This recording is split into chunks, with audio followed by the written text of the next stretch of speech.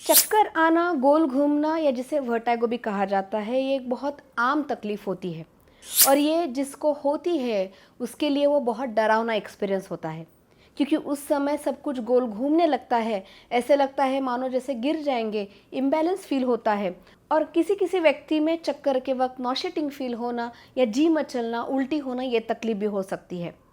बहुत लोगों को लगता है कि जैसे मानो वो गिर जाएंगे और वो इतना डरावना एक्सपीरियंस होता है कि डर के मारे वो कई बार सीटी स्कैन, एमआरआई जैसे टेस्ट भी कर लेते हैं। तो आज हम लोग देखेंगे कि ये गोल घूमना और या चक्कर आना, ये एग्जैक्टली तकलीफ होती क्यों है और अगर ये होती है तो क्या हमें सीटी स्कैन, एमआरआई जैसे जांच करवानी चाहिए या नहीं चाहिए।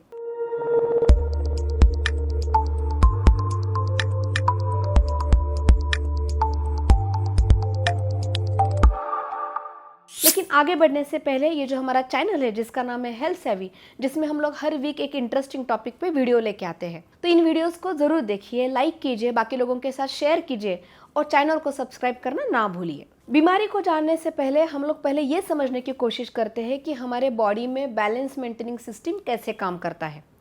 तो 4 ऑर्गन्स होते हैं जो हमें बैलेंस मेंटेनेंस में मदद करते हैं। सबसे पहले है हमारे कान, दूसरे है आंखें, तीसरे है हमारे गर्दन के जो वर्टिब्रे है या वहाँ के जो मसल्स है वो, और चौथा है हमारा ब्रेन। ये चारों ऑर्गन्स अलग अलग कंडीशंस में एक दूसरे को मैसेजेस भेजते हैं और सिंक्रोनाइजेशन से काम करते हैं, तब जाके हम लोग अपना बैलेंस मेंटेन कर सकते हैं और चल सकते हैं, घूम सकते हैं, लेट सकते हैं। जब भी इनके सिंक्रोनाइजेशन में कुछ भी बदलाव आता है या किसी भी ऑर्गन में कोई तकलीफ आती है तो हमें यूजुअली इम्बैलेंस महसूस होता है या चक्कर होता है। जितने भी चक्कर आने के कारण हैं उनमें से लगभग 90% टाइम एक कॉमन कारण होता है, वो होता है बेनाइन पोजिशनल वर्टाइगो।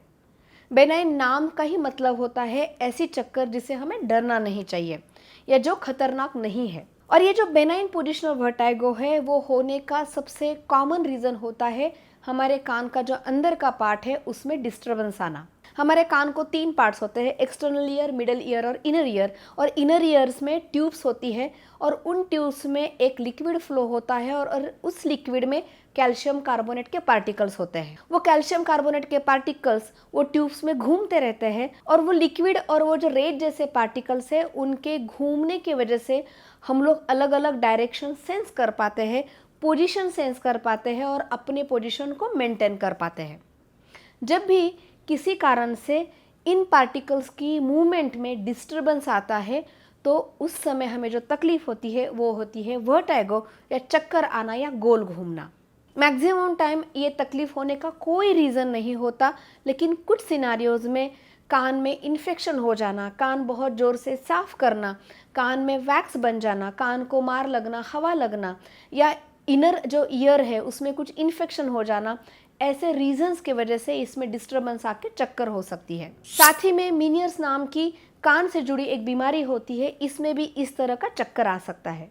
तीसरा कॉमन रीजन होता है जो हमारे गर्दन के मसल्स है या बोन है उनमें स्पाज्म हो जाना। कॉमनली हमारे जो गर्दन का कर्व है वो आगे की तरफ होता है और वो कर्व हमें मेंटेन करना होता है।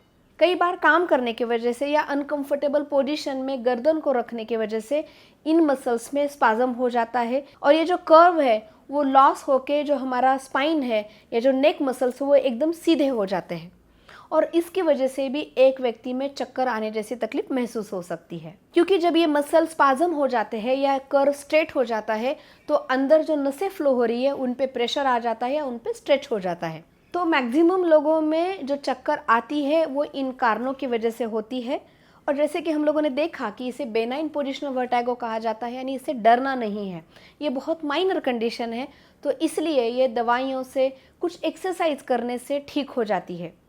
चाहे एक्सपीरियंस या चक्कर कितनी डरावनी क्यों ना हो, लेकिन आपको इससे डरना नहीं है। और मैक्सिमम कंडीशंस में सीटी स्कैन, एमआरआई जैसे जांच करने की कोई ज़रूरत नहीं होती। लेकिन हाँ, अगर ये चक्कर बहुत बार बार आ रहा है, साथ में अगर एक व्यक्ति बेहोश हो रहा है या उसे उल्टियाँ हो रही है, दिखने में कोई तकलीफ़ है या बहुत सीवियर हेडेक है या बाकी कुछ हाथ पैरों में कमज़ोरी है, तो ऐसे समय पे डॉक्टर की सलाह से आपको ये टेस्ट करने की ज़रूरत पड़ सकती है। हम लोग अगले हफ्ते फिर एक इंटरेस्टिंग टॉपिक के साथ मिलेंगे, लेकिन चैनल को सब्सक्राइब करना ना भूलिए। हम लोग फिर मिलेंगे। Take care.